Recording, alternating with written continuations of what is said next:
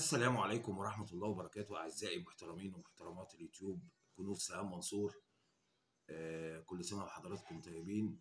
التلت الأولاني من رمضان خلص وداخلين على التلت التاني. ربنا يتقبل منكم ومنا صالح أعمالنا، في صلواتنا، في كلامنا، في لساننا، في نظراتنا، في إيدينا، في رجلينا، لأنه الحكاية مش بس في الصوم والصلاة، الحكاية كمان في النظرة، في الكلمة الطيبة صدقة. الحكاية رجليا رايحة فين وجاية منين، ايديا بتقدم ايه وبتاخد ايه. الحكاية محتاجة تركيز شديد يا جماعة مننا حتى ننال حسن الخاتمة. ادعوا لأمواتنا، ادعوا لكل واحد فقدناه خلال السنوات الماضية، ادعوا لعمي وعم يوتيوب مصر عم عادل فتحي، الله يرحمه ويحسن إليه ويجعل مثواه الجنة ويجعل قبره مضيء باستمرار. أحد اليوتيوبرات ليه بقى أنا من أولها كده، مدام سهام قال إيه، اقترحت على نفسها إن هي تعمل قناة جديدة، وجت بتقول لي إيه في قعدة كده من ضمن القعدات، قالت لي يا بارونا أنا هعمل قناة جديدة. أوكي، أنا ليه همنعك يعني؟ أنا مفيش حاجة بتنزل على، لو عملتي 50 قناة مفيش حاجة هتنزل على 50 قناة إلا لما بسمعها الأول قبل ما بتنزل وبيتاخد رأيي فيها، فأنا ما عنديش مشكلة يعني.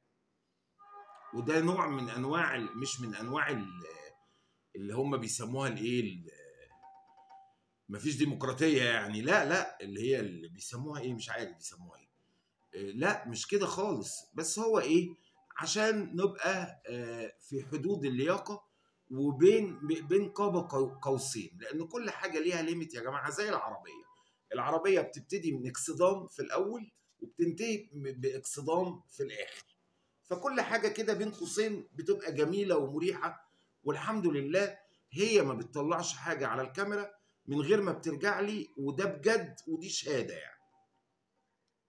هتعملي قناة تانية ليه يا مدام سهام؟ قالت لي عايزة افضي القناة بتاعت سهام منصور اللي هي الدردشة، عايزة افضيها للنقد، عايزة اسيب فيها مساحة كده عشان عندي حاجات كتير عايزة اقولها على الكاميرا الايام اللي جاية، فعايزة افضي لها مساحة. وكمان في ناس من فانزاتي ومن اخواتي ومن حبايبي اللي هم من زمان يعني، كمان حابين يبقوا قاعدين في قناة للروتين، لليوميات، للفلوجات، عايزين ايه، يبعدوا نفسيهم عن وجع الدماغ بتاع النقد والمشاكل والحكايات وكده. طيب القناة التانية ده موضوع جميل، ان انت عندك فانزات، وهي فعلا في حد من الناس القريبين مننا جدا جدا، حد غالي علينا يعني، قال لها كده، انا يعني قالت لها كده، سوري هي واحده يعني، قالت لها كده انا مش بحب ابقى موجوده في الحكايات بتاعت النقد وكده يعني. ومن هنا بدات الفكره الثانيه بقى اللي هي ايه، لمحت لي ليها وحطيتها في نص الكلام، انا مش عايز اطول عليكم. قالت لي، هي قاعده سامعه على فكره، قالت لي عايزه افضي قال ايه حيز في قناتي للنقد، عشان في ناس كتيره وايه وطريقه كلامها كده ومعايا بتوجه لي انا رساله يعني. اتفضلي يا ست الكل. هو انهي فيديو في حياتك صورت وانا مش قاعده؟ يا سلام يا سلام، قول لي انهي فيديو. انت مش هتفضي حيز في قناتك للنقد؟ فضي حيز بقى يا اخي. عايز اقول لكم على حاجه، فاكرين الراجل العجوز اللي كان قاعد على البحيره عمره ما فطر في وقت المدفع، عمره ما فطر ساعه اذان المغرب ابدا، عمره. المهم يعني، فهي عايزه تفضي حيز في قناتها للنقد، وغالبا عايزه تفضي لي انا شويه كده، بدل ما تعمل روتينات وحاجات كده عايزه تجيب سيرتي شويه يعني. على العموم هيبان هي هتعمل ايه، هيبان. القناه موجوده على منتدى سهام منصور فقط، مش موجوده على منتدايا. ها لا انا موجوده على يا المنتدى. شيخه انت بتلعبي في القنوات من ورا ظهري وعمال اقول ما بتعملش حاجه من غير ما تقول بتاخد رايي. طب يا جماعه القناه موجوده على المنتديات. الناس الرساله دي ليك يا مغربيه حره في امريكا. انا مش عارف، انا عارف ان انت ممكن ما تسمعيش الفيديو دوت، لكن دي رساله انا بوثقها. حضرتك قلتي لسهام انا مش بحب اقعد في قنوات في حكايه النقد وكده، فهي قررت تعمل قناه تانية لكل فانزاتها اللي كانوا بيحبوا شغل الفلوجات والخروجات والاكل والمطبخ وكده. القناه موجوده على المنتديات يا جماعه، يلا عشان نفعلها قبل العيد ان شاء الله. مسمار جحا، بيقولوا في مصر الجمله دي باستمرار، مسمار جحا. ايه حكايه مسمار جحا ده؟ مسمار جحا ده زي ايه؟ العقده في المنشار، يعني مسمار. احكي لكم الحكايه عشان تفهموا يعني ايه مسمار جحا.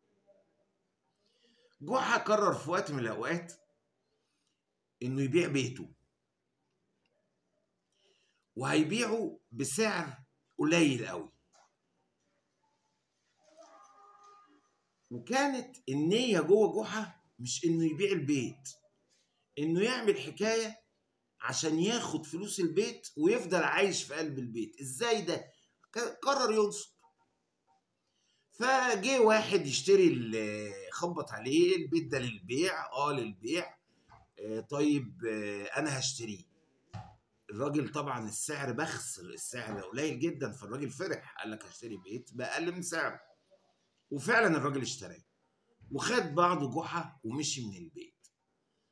والراجل المالك الجديد دخل وقعد جوه البيت. تاني يوم الصبح بدري جدا، لا ما انا هقول. تاني يوم الصبح بدري جدا لقى جحا بيخبط على الباب. بيت وبعته وفلوسه وخدتها، وده مش ميعاد زياره. جاي ليه يا عم جحا عندنا بدري كده؟ قال له انا نسيت اقول لك على حاجه. انا عايز ارجع البيت. قال له ليه عايز ترجع البيت؟ ما انا اشتريته. قال له طب بص، هو انا عندي شرط صغير. ايه يا عم جحا الشرط؟ قال له شايف المسمار اللي في الحيطه ده؟ قال له اه. قال له ما تشيلوش ابدا، طول ما انت عايش في البيت ده ما تشيلش المسمار ده من مكانه. الراجل اعتبر ان جحا بيهزي، فقال له ايه، خلاص يا سيدي ماشي. ممكن بقى اخش اطمن على المسمار؟ خش. دخل جحا، بص على المسمار لقاه موجود في مكانه. الراجل ما لحقش بقى يعمل حاجه. فالراجل ايه، قال لك اضيفه بقى. فعمل له حاجه ايه، يشربوها مع بعض وياكلوا لقمه كده مع بعض. وبص جحا على المسمار واطمن عليه. والراجل عرف انه في شرط من شروط بيع هذا البيت ان المسمار ده ما يتشالش من حته. تمام. تمام. فوت جحا كام ساعه كده وقام راجع تاني، راح مخبط على الباب. ايه يا عم جحا، خير جاي ليه تاني؟ ضيفناك وخلاص بقى والمسمار مش هنشيله. قال له انا عايز اطمن على المسمار. اتفضل اطمن على المسمار. يوم والتاني والتالت، كل ساعتين تلاتة في ميعاد الاكل او في مواعيد مثلا شرب الشاي او في المواعيد اللي فيها اي حاجه، يروح جحا يخبط على الباب وعايز اطمن على المسمار بتاعي. فالراجل حس انه كده ما اشتراش البيت. جحا رايح جاي داخل خارج البيت زي ما يكون البيت بتاعه، وهو ده كان هدف جحا من الاول. ف في يوم جه عم جحا وراح مخبط وجايب معاه شيله كده في ايده. فقال له ايه يا جحا خير؟ قال له انا عايز انام اطمن على المسمار وانام تحت المسمار عشان يبقى قلبي مطمن ان المسمار هيفضل موجود.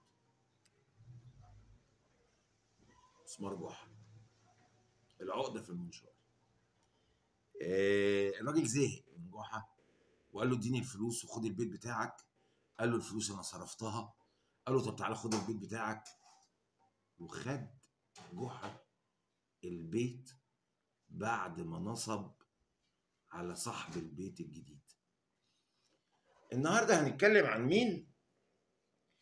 النهارده انا هرجع احكي حكايه جانو تاني من اولها لاخرها، بس بعد ما اخدت شويه وقت في التفكير، لان انا برضو كنت ما بين وترين، كنت بنتش كده زي ما بيقولوا في العربيه، بتنتش فيها بوجيه قاطع، يعني اروح واجي كده في الحكايه دي بالتحديد.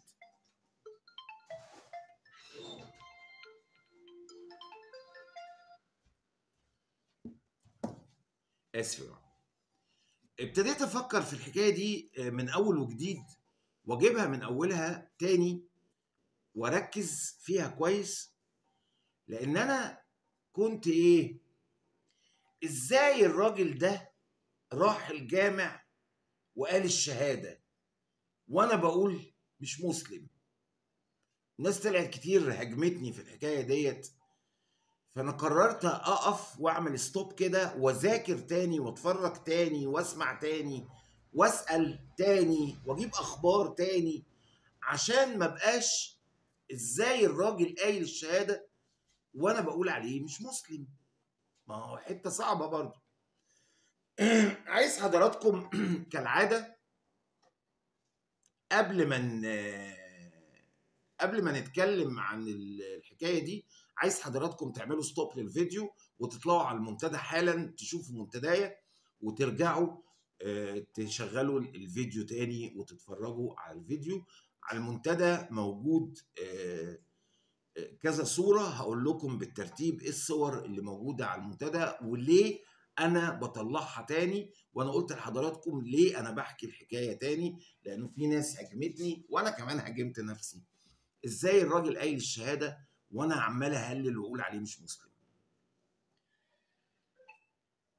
اول ورقة موجودة على المنتدى، قبل بس ما نتكلم عن جانو، انا اسف يا جماعه عندي حاجه كده دقيقتين عايز اتكلم فيها وبعدين نرجع ناخد جانو بقى من البدايه لغايه النهايه، وانا هحط لكم خط لموضوع جانو ده النهارده يعني باذن الله.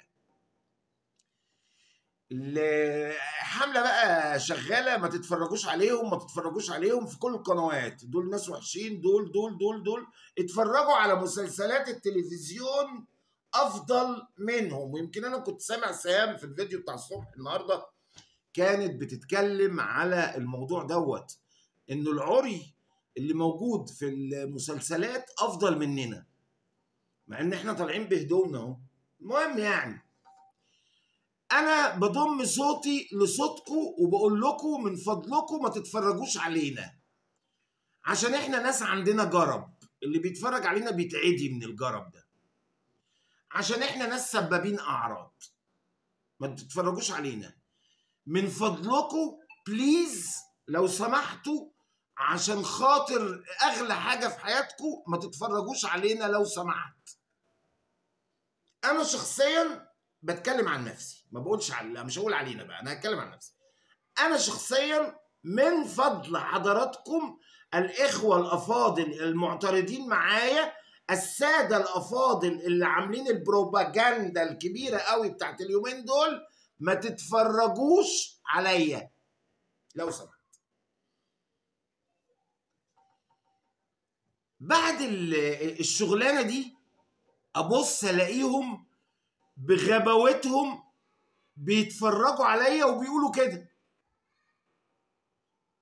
يعني لما الست الفاضله المحترمه الست ام فياض تقعد في قناه 8 مشترك، خلاص مش لاقيين حاجه تعملوها غير انكم تعملوا لي قناه 8 مشترك تشتموني فيها. ما تشتموني على قنواتكم زي ما انا بكلمكم من على قناتي كده. ولا ما عندكوش قلب؟ ولا خايفين خلاص بطلوا الحكايه بقى، مالكوش دعوه بيا، ما تتفرجوش على ايه يا اخوان. مش عايز حد يتفرج عليا، انا بقول لكم مش عايز حد غير الناس المحترمه اللي بتتفرج عليا، الناس المحترمه اللي ماشيه في سكتي، اللي شايله قضيتي، اللي واقفه في ظهري، بس هم دول اللي انا عايزهم. يا رب يطلعوا 10 15 نفر، انا معايا 15 هبتدي بيهم. لو انتوا الالافات اللي بتتفرج عليا دي حضراتكم، ما تتفرجوش عليا من فضلكم، ما تتفرجوش عليا. لما نعمل بقى حمله تطهير لقنوات السب الاعراض، تمام؟ وبص الاقي الست ام فؤاد المحترمه قاعده في قناه 8 مشترك بتشتم فيا وهي بتعلق. من اين لك يا ست الكل، يا ست الناس، يا ست يا محترمه، يا ست يا فاضله، من اين لك انك عامله حمله القنوات الطيبه، القنوات الغير طيبه، القنوات الكريمه، القنوات الغير كريمه، القنوات المحترمه، القنوات الغير محترمه، كريمه مختار، بعد ده كله الاقيكي قاعده في قناه بتشتم فيا انت والسيده الفاضله اللي قاعده في المانيا والسيده الفاضله اللي قاعده في ايطاليا وبتكتبوا كومنتات في قناه 8 مشترك. لما تطلع بقى فوزيه تقول لك، ما هي بيشتموا في فوزيه برضه، لما تطلع فوزيه تقول لك وتكلمك وتقول لك انت قاعده هناك وانتوا بتعملوا قنوات تقول لها اللي بيشتم بيروح النار وكيدكم في نحركم ويهمل ولا يهمل. ايه الشيزوفرينيا دي؟ انا مش طلبت من حضرتك قبل كده تحترمي نفسك عشان هتسمعي كلام مش هيرضيكي؟ عامله حمله عشان توقفي الناس يتفرجوا علينا، وانا بقول لكم اهو بعلو صوتي لو سمحت ما تتفرجوش عليا، عشان انا ما يشرفنيش ان اشكالكم تتفرج عليا. ابص الاقي الاستاذه رباب كاتبه كومنت لواحده شايفه كومنتاتك عندهم في الجون، يعني اذا حضرتك بتشوفيني برضو. من اين لكم ان انتوا عاملين هذه الدعايه لمقاطعه المنتجات بتاعت قنوات النقد وانتوا بتشتروا من منتجات قنوات النقد؟ لو سمحت ما تتفرجوش علينا. ويا ام فياض لما تتقفشي في قناه 8 مشترك بتشتم فيا وانت بتكتبي كومنت، لما حد يطلع يشتمك ما تزعليش بقى، ما نقعدش بقى نهلل ونقول كيدهم في نحرهم وحسبي الله ونعم الوكيل واللي بيشتم بيروح جهنم. ده بعديها على طول، يعني اذا كنت بتتفرجي على فوزيه عملت المنتدى بعد ما فوزيه عملت البث بتاعها مباشره، يبقى اذا انت كنت قاعده بتتفرجي عليها وعرفت ان هي بتشتمك. لما بتدعوا الناس ان هم ما يشوفوناش، انتوا بقى بتشوفونا ليه؟ لما احنا سبابين اعراض ومش عاجبكم بتشوفونا ليه؟ خلاص ما تشوفوناش وريحوا نفسيكم يا اخوانا. بليز بليز ارجوكم من فضلكم ما تتفرجوش عليا. وانا قافشكم اهو وانتوا بتتفرجوا عليا، ها؟ وبتتفرجوا على فوزيه وبتتفرجوا على كل القنوات. عايز اقول لكم على حاجه، الست اللي اسمها سهام دي انا مش بشكر فيها عشان هي زوجتي، انا بتفرج على كل قنوات النقد على فكره وعلى كل قنواتكم، وبقول بعلو صوتي اهو بتفرج عليكم وما بفوتلكوش حاجه، ولا منتدى ولا حرف تكتبوا بره تكتبوا جوه تروحوا قنوات غريبه، انا ماشي وراكم خطوه بخطوه. سهام الصبح بتقول ايه في الفيديو بتاع الصبح ده؟ سمعت لها جمله عجبتني قوي، بتقول خايفه من ايه؟ خايفه الناس ما يتفرجوش علينا ليه؟ مش عايزه الناس ما يتفرجوش علينا ليه؟ خايفه من ايه؟ وانا عايز اقول لكم، هو انتوا خايفين من ايه؟ مش عايزين الناس تتفرجوا علينا ليه؟ عشان احنا بنقول الحقيقه؟ عشان انتوا ناس كدابين وظلمه؟ عشان انتوا ناس بره اطار الاخلاق والاحترام؟ عشان كده مش عايزين الناس يشوفونا، عايزين الناس يشوفوكوا بس. لكن لما نشوفكم في قنوات ال8 مشترك وال9 مشترك اللي عماله تشتم فينا ليل نهار دي وبيشتموا في فوزيه وبيشتموا في قنوات تانيه، لما نلاقيكم قاعدين هناك وبتكتبوا يبقى انتوا اهو بتحبوا تتفرجوا على الشتيمه وقله الادب والسفاله، يعني زينا يعني، او زي ما بتدعوا ان احنا كده. مش عايز اخد وقت طويل في الكلام دوت، ما تتفرجوش علينا. ولو عايزين توجهوا لي حاجه، قسما بالله الفيديو اللي انتوا عاملينه على القناه بتاعت 8 مشترك دي لو حطيتوه على قنواتكم لاعمل لكم كل اللي انتوا عايزينه، من العين دي قبل العين دي. سالتوني كام سؤال كده في الفيديو دوت، لو طلعتوا الفيديو ده على قناتكم انا هطلع ارد عليكم من قناتي، لكن عيب بقى لما ابقى في السن ده وارد على قناه 8 مشترك. جنون. انا واقف عند حته اشهار الاسلام، واقف عند الحته اللي هو راح فيها الجامع وقال الشهاده. طب تعالوا نشوف الشهاده دي مكتوب فيها ايه كده. الشهاده دي ورقه بيضاء مكتوبه على الكمبيوتر كالعاده، طريقه النصب واضحه جدا يعني. مكتوب عليها اتستاسيون دو كونفرسيون à l'islam، وماضي عليها واحد اسمه رضوان عبد الرحمن. يعني الجمله دي والامضه ايه؟ في النص في حاجه؟ مفيش حاجه. والورقه متنيه على كلام انا ما عرفتش اجيبه الصراحه. لا العدسه عرفت تجيبه ولا عينيا ولا كبرت الصوره، لان الثانيه ايه متنيه كويس يعني. انا في حاجه ظهرت قدامي على التليفون يا سام، مش فاهم ايه. مساحه التخزين غير كافيه. مفيش مشكله. ثانيه واحده يا جماعه، انا اسف جدا. نكمل بقى عادي. شكرا يا مدام سام، كتر خيرك. وانا قاعده جنبي ليه يا ولاد؟ ومكتوب في السطر الاخراني ده اللي انا ما عرفتش اقراه، اللي هو متني عليه الورقه ده R.M.B بين قوسين. اللي يعرف دول اختصار ل3 كلمات ايه لو سمحت يقول لي في الكومنتات، لان انا مش عارف دول ايه. الحاجه اللي اعرفها واعرف. طب ايه مكتوب اتستاسيون دو كونفرسيون على الاسلام؟ يعني دي شهاده الكونفرسيون، يعني العبور او التحويل الى او اعتناق الاسلام. مش المفروض الشهاده دي يبقى مكتوب فيها اسم الراجل اللي هو هيعتنق الاسلام؟ المفروض يكون اسمه الجديد مكتوب في نفس الشهاده. المفروض اسمه جنون وبقى اسمه عبد الله او اسماعيل او مصطفى او اي اسم. المفروض يبقى اسمه مكتوب واسم اللي الجديد بيبقى موجود. احنا لقينا ورقه مكتوب عليها اتستاسيون وتحت مكتوب عليها ايه؟ عبد الرحمن ولا رضوان عبد الرحمن. في النص بقى في ايه؟ مفيش حاجه، ورقه بيضاء مكتوبه على الكمبيوتر. يعني شهاده مضروبه.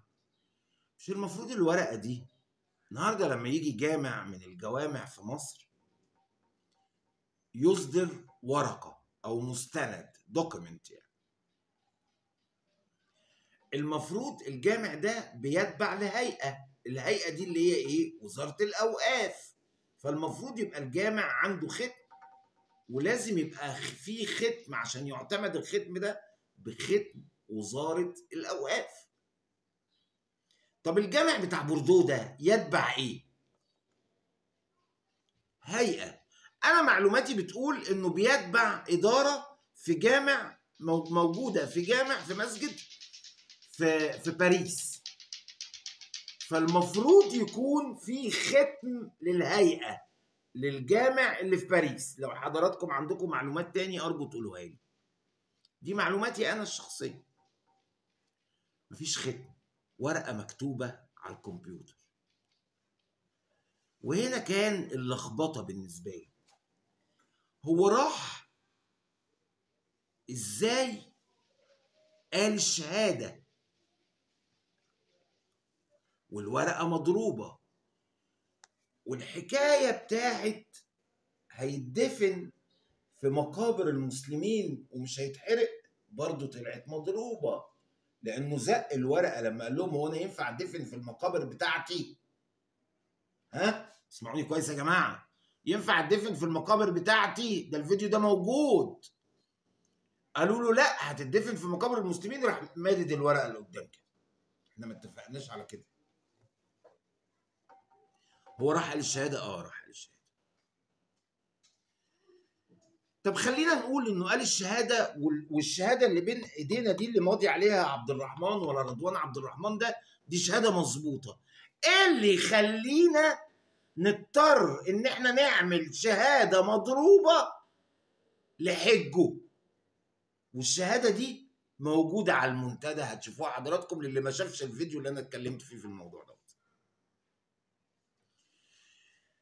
في موضوع الحج ده احنا اتفقنا ان الحج ده كان في 2021، وفي 2021 في التوقيت دوت كانت كورونا،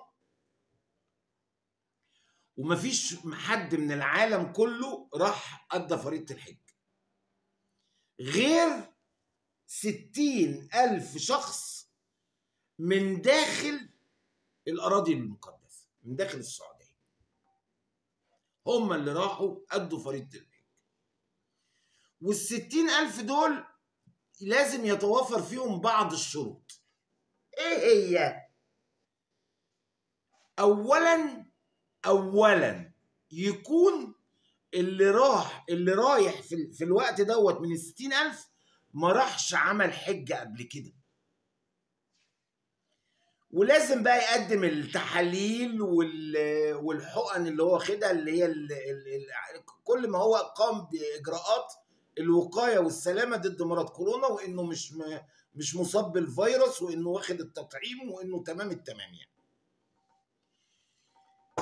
من شروط الحج البديل، من شروط البديل انه لازم يكون عمل مناسك الحج دي قبل كده.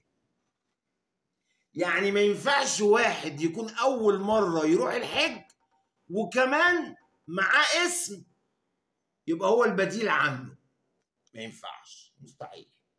من شروط البديل انه يكون حج قبل كده. ومن شروط التقدم للحج في 2021 انه ما يكونش حج قبل كده، يبقى ما كانش فيه بديل. يبقى اذا الورقه اللي طلعت علينا ورقه مزوره. طب الورقه اللي قدموها الجانو ما شافش ان الاسم اللي كان موجود فيها كان جون لويس ديبو، وهو اسمه جانو ديبويه، يعني اسم واحد تاني، والراجل ده مات في 2015 اللي هو جون لويس ديبو ده. وكل ده شوفوا الفيديو اللي انا عامله على حج جانو هتلاقوا الكلام ده موجود. بقوله تاني ليه؟ بقوله تاني عشان اربط الحكايه ببعضيها. هو انا لو جانو ده راح قال الشهاده وطلعنا له الورقه اللي هي موجوده دي، وهنفترض ان الورقه دي سليمه، تمام؟ ليه بقى نعمل له حج بديل مضروب؟ ليه؟ طب لو هو قال الشهاده وطلع له الورقه المضروبه دي وهو مصدق، طب ليه عدى هو الورقه اللي مكتوب فيها اسمه غلط وسابها تطلع لنا؟ يعني هو عارف ان الشغل مضروب ولا مش عارف ان الشغل مضروب؟ لا، عارف. اللي اكد لي انا انه عارف ايه، ما انا فضلت عند حته قال الشهاده والناس بيقولوا لي انت بتقول عليه مش مسلم، هو قايل الشهاده. انا الحته دي وقفت عندها كتير جدا، براجع نفسي. طب ايه اللي يثبت يا بارون انه عارف؟ تعالوا بقى نرجع لورا شويه كده، ايام الافلام اللي عملوها الاسطى والهانم، فيلم الندم والشجن وشويه الشغل الايه المضروبين اللي اتعملوا في الاول دول. احنا بنمثل، احنا بنمثل. عشان كده يوم الدفن لما قالوا له لا هتدفن في مقابر المسلمين راح زق الورقه وما مضاش. لا، الموضوع كان تمثيل، الموضوع كان تمثيل. طب تعالوا بقى نجيب الموضوع من اوله، عشان انا ايه قعدت اتنطط كده. تعالوا نجيب الموضوع من اوله عشان نركز. يلا بينا نمثل. يعني ايه نمثل؟ يعني انا هتصل بالتليفون، عامله اعلان بالجرنان، مش لاقيه شغل، همشي من فرنسا بقالي 3 شهور، الفلوس اللي معايا خلصت، جيت نظفت له البيت، هو بيتكلم بالفرنساوي وهي بتتكلم بالعربي، يعني هو عارف هو بيقول ايه وعارف الحوار داير ازاي، والحوار راكب لانها كل شويه بتقفل وتقول له قول كذا وتقفل وتقول له قول كذا، فالحوار راكب. هو عارف انه بيمثل. وبعدين نظفت البيت، الله جميل، مش لاقيه مكان اقعد فيه، فلوس الفندق غاليه، اوضه مراتي اللي ميته اقعدي فيها بجد تساعدني اعمل ورق مساكنه، تمام، وده هنحتاجه في حته تانيه بس مش دلوقتي. اقعدي، عرفت واحد مصري حبيته، هنتجوز، طب باي باي باي بقى، جاتوه في اخر الفيديو بيودعها بقى من الشباك، خلاني انا عيطت، انا صدقت انه ممثل بارع. فالبدايه احنا بنمثل عشان نعمل محتوى نقدمه للناس كويس. نكمل. احنا بنمثل عشان نعمل محتوى يعجب الناس، نروح الجامع، بس عند الدفن قال لهم لا دي مش تمثيل، شكرا. الفيديو ده موجود يا جماعه، الفيديو ده موجود. ينفع الدفن في المقابر بتاعتي؟ قالوا له لا، هتدفن في مقابر المسلمين. راح زي الورقه كده وما مضاش عليها، وقبل ما يمضي عليها كان الراجل واخدها حاططها في جيبه وايه، ما هو الراجل ده بتاع عقد الجواز برضه. احنا بنمثل، يبقى نروح الجامع وبنمثل على المتابعين وعلى الجامع ان انت قلت الشهاده، لانه لو كان قال الشهاده بجد كان طلع لنا ورقه حقيقيه، مستند حقيقي يثبت ان الراجل ده اشهر اسلام، ورقه مختومه كده، قال الشهاده اسمه كذا، غير اسمه لكذا في تاريخ كذا، الشهود كذا، لازم يبقى في 2 شهود يا جماعه على الورقه دي كمان، 2 شهود كذا وختم. لكن الورقه اللي على المنتدى دي مضروبه. وهو ده اللي ريحني، واقدر دلوقتي اقول لاي حد جانون مش مسلم يقول لي جانون مسلم، اقول له بيك لكلاك، ما عنديش رد تاني، بيك لكلاك. ساعة الجد الراجل قال لك لا سامحوني بقى هنا ما بنمثلش، انا عايز اتدفن في المقابر بتاعت ابويا، المقابر بتاعت ابويا هي دي اللي انا عايز اتدفن فيها. انتوا جايين هنا عشان تدفنوني فين؟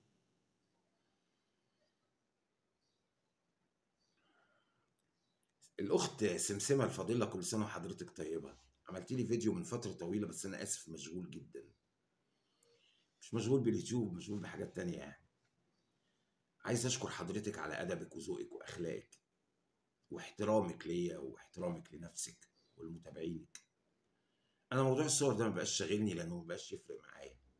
الصور بتقول للراجل دخل الكنيسه، فحضرتك تطلعيها تديها لحد من صحباتك، تطلعها قنوات تانية كبيرة، تاخدي التصريح من الكنيسة تقولي لأهله، ما تقوليش. الموضوع ده مبقاش يفرق معايا، وأعتقد الناس والمتابعين مبقاش يفرق معاه الموضوع ده، وهقول لحضرتك ليه.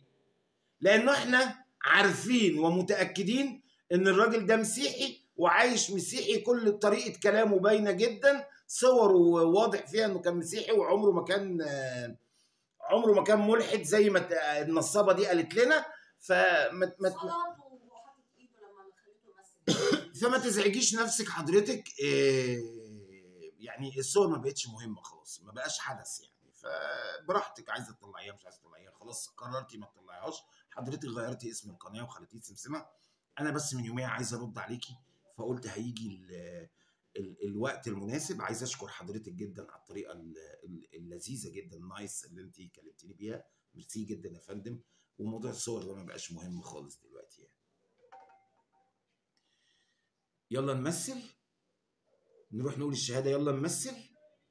رحت تحج وجيت، راح لك واحد حج لك وجي، يلا نمثل، والورق كله مضروب. عايز اقول لحضراتكم على حاجه، لو حد خد الفيديو بتاعي ده وداه حقوق انسان، حطوا رقم تليفوني وسيبوني انا اتواصل مع حقوق انسان في بورتو. هنخلص من الشرذمه دي خالص من على اليوتيوب. ويا سلام بقى، اسمعيني يا ملكه، ولا انت ما بتسمعيش القنوات اللي عندهم جرب؟ تسمعيهم كويس ناسك اللي شغالين عندك بيسمعونا كويس قوي، بيقولوا للناس برافو، بتكتبوا كومنتات تمام في قناه 8 مشترك يا زباله. اسمعيني حضرتك كويس، موضوع مجيئك من سوريا لفرنسا يوديك السجن، لانها ما كانتش مذاكره ولا دكتوراه ولا ماجستير ولا الكلام الفاضي ده خالص. الحكايه دي بنحكيها في فيديو تاني يا جماعه، الله عليك يا بارون، لان ده فيديو طويل قوي، وهو ده فيديو النهايه، فانا هخليه للعيد عشان الناس تعايد. عايز اقول لحضراتكم على معلومه، الست دي راحت فرنسا لجوء ديني، وعندي ما يفيد بالمستندات، ولا كان في مذاكره جت بعد كده يعني، وهم قاعدين بقى ينسلوا نفسهم، لكن هي رايحه لجوء ديني، لا كان جوزها طالب ولا هي كل الحكايه اللي حكيت لكم دي، وعندي مستندات تثبت ذلك، هطلعها في العيد ان شاء الله. اللي ياخد بقى الكلام من بقي بتاع الفيديو ده، اللي ياخد الفيديو ده يوديه اسمهم ايه، حقوق الانسان، والله العظيم تروح السجن، والله العظيم نخلص من الفيروسات اللي على اليوتيوب دي خالص، لان هما الاثنين بينصبوا. طب اقول لكم على حاجه، انا رافع على المنتدى صوره بيت جانو كلها من بره، تمام؟ البيت ده شوفوا كده، روحوا بصوا، البيت ده اتقال لنا انه الراجل ده مأجره ب 800 يورو. قسما بالله العلي العظيم، انا في حد في فرنسا قال لي البيت ده مستحيل يتأجر، ولو اتأجر ما يتأجرش اقل من 2500 يورو. ليه؟ لانه مساحته كبيره جدا. بصوا على البيت، والعنوان هتلاقوه مكتوب شمال دوليرون مش عارف ايه، رقم 85 حاجه كده يعني، او رقم 8 8 يا ملكه. هطلع لكم البيت اللي هو رقم 8 ده، الفيديو اللي جاي بامر الله بصور 8 رقم، اصل 8 ده رقم الحظ بتاعي، واخر التليفون 24. بقولوا عبير بقى اللي ادتني الكلام ده عبير ادتني صوره بيت ديبويه يا نصابين يا حراميه يا نور. البيت ده عباره عن ايه يا جماعه؟ عباره عن جراج، اول الباب تخشوا كده على جراج، دي الحته اللي لما صورت الفيديو لما كان قاعد بيصلي، لانه بيصلي 4 ساعات باين ولا مش عارف كام، 40 دقيقه، البراميل، فاكرين صور البراميل والزباله اللي ده جراج. من الجراج ده باب على جنينه كبيره جدا وده واضح، وفي اخر الجنينه دي المبنى الابيض ده اللي فيه الشباك المفتوح، الشباك اللي على طول بنصور منه وهو قاعد بيصلي، والشبابيك المقفوله. ده العنوان وده البيت بتاع جاتو. ادي اول كذبه اتكتب علينا، نصب. البيت ده بتاعه، والراجل ده مسيحي، والبيت ده مش للايجار، وكلها سلسله من الاكاذيب والنصب والاحتيال، قسما برب العالمين يودوا في 60 داهيه. خدوا الكلام من بقي، اللي قاعد في فرنسا وعايز يخلص من الست دي يودي له حقوق الانسان، وحطوا رقم تليفوني وانا هعيش، محدش له دعوه، محدش يتدخل، محدش يوجع دماغه، انا هعيش وجع الدماغ. خدوا الفيديو بتاعي بس شوفوا، قولوا الراجل، في راجل عبيط مجنون في مصر بيقول كده كده كده كده كده، اسمعوه.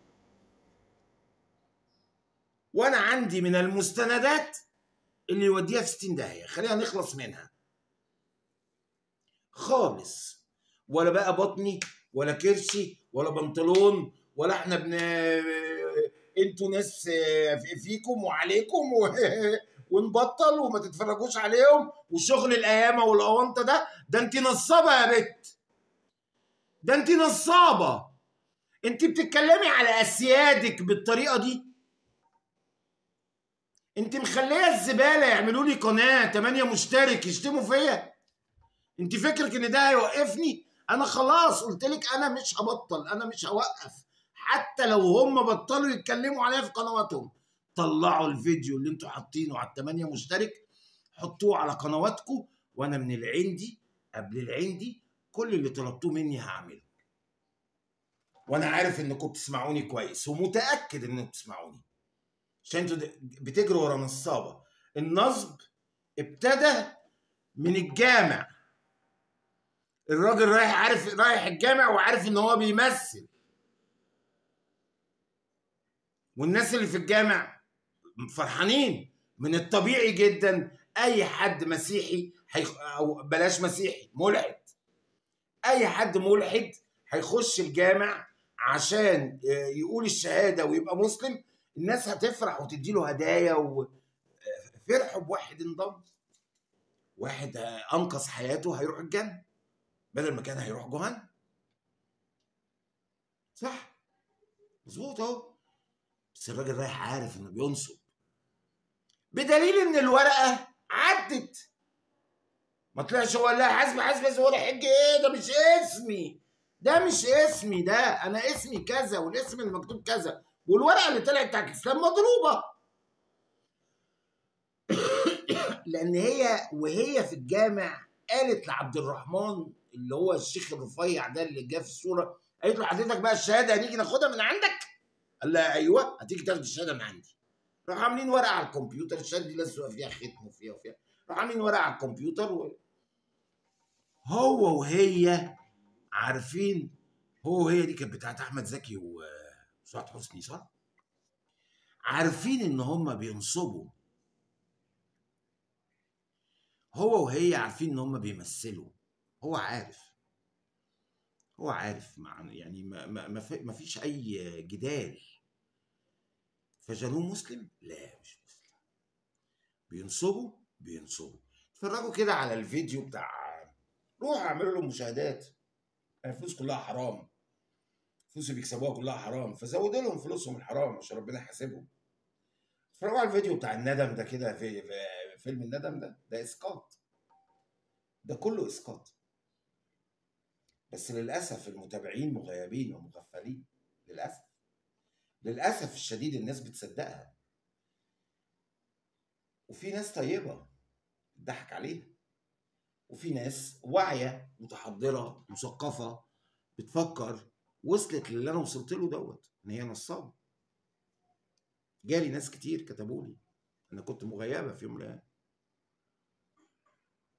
فللاسف الناس اتضحك عليها وهم نصابين. وقال بيقولوا علينا احنا سبابين اعراض بننهش وبناكل حرام. انا ما شفتش حد بياكل حرام قدك عشان تبقي فاهم. لما طلعت صورتك بتاعت الاير بامب دي ولا اير بي يو ام بي دي، انا طلعت صورتك لانه عيب انك تتصوري بالطريقه دي، لانه ما يصحش. يا اما لو ده البيزنس بتاعك يبقى ما ينفعش تعملي داعيه اسلاميه علينا وتقعدي انت ولهطل تنصحونا في رمضان وقبل رمضان. انا هرد عليك على البث اللي انت عملته الفيديو اللي جاي، لان مفيش وقت، الفيديو ده طول مش هينفع اخد انا كان المفروض اخد البث اللي اتعمل الاخراني ده بتاع اللحمه المنتنه، لما المتابعه قالت له اللحمه نتنه، لا يلا يا نتنه يا بنت النتنه. هتكلم في الموضوع ده الفيديو اللي جاي. وموضوع سانتا كلوز الاستاذ محمد ابو منه اللي حضراتكم قناه النقد عملتوا منه سانتا كلوز، وانا شايف ان هو ماشي في نفس النصبايه. اوعى حد يخطف عينيكم في حته بعيد، خليكم مركزين. انا شايف انه لانه كذب، انا ما يفرقش معايا يعزمها تعزمه، لا ده يفرق معايا ولا دي تفرق معايا، مع احترامي للجميع. انا اللي يفرق معايا الكذب اللي بيطلع من بقهم. الراجل ده كذب 3 كذبات في الفيديو بتاعه، وحضراتكم عملتوا منه سانتا كلوز، عملتوا منه شهم ورائع. وفي حد يعزم اخته على الكاميرا. على العموم خلوا موضوع ده موضوع هناخده على بعضه، موضوع محمد ابو منة، وموضوع الاستاذ اللي قرا الكومنتات اللي انا بتشتم فيها بصوت عالي، وفي الاخر البيت داخله سوري المتابعه داخله بتقول له نتنا، لا يلا نتنا يا بنت النتنا، شتمها هي وامها، مع ان هي اللي قالت، مراتك ابي اللي قالت. خلي الكلام ده للفيديو اللي جاي مش في الفيديو دوت. جانو نصبايا كبيره اتعملت على اليوتيوب، وانا قلت اللي في موضوع الحج ده نحن في صدى نصبايا كبيره، اكبر نصبايا تمت على اليوتيوب المصري تقريبا في موضوع تزوير شهاده الحج دي. لانه كان تاني هاكد على المعلومه دي، اسمحوا لي لان دي مهمه جدا. اللي راح حج في السنه دي في 2011 في 2021 كانت ناس ما حجتش قبل كده، ولازم شرط البديل انه يكون حج قبل كده. انا هختم الورقه طبعا عند حضراتكم، المستندات. بيته اللي ضحكوا علينا وقالوا له ده ب 800 يورو، بيته الكبير بالورشه بالجناين، اتفرجوا براحتكم، العنوان اهو موجود. كل ده كذب في كذب في كذب في كذب في كذب، واحنا بنطلع الكذب بالادله والمستندات. الحمد لله ما حدش غيرنا بيعمل الكلام ده. اشكر حضراتكم جدا، استنوني في فيديو جاي قريب. انا اسف ان انا بطول عليكم وباخد شويه وقت على ما بجهز الفيديو، بس عايز اقول حاجه ما تتمسكش، عايز اقول حاجه زي ما بيقولوا فاخر من الاخر، يعني ما تتقالش. استنوني في فيديو قريب جدا، مستني كومنتاتكم، مستني لايكاتكم. رمضان كريم على الجميع.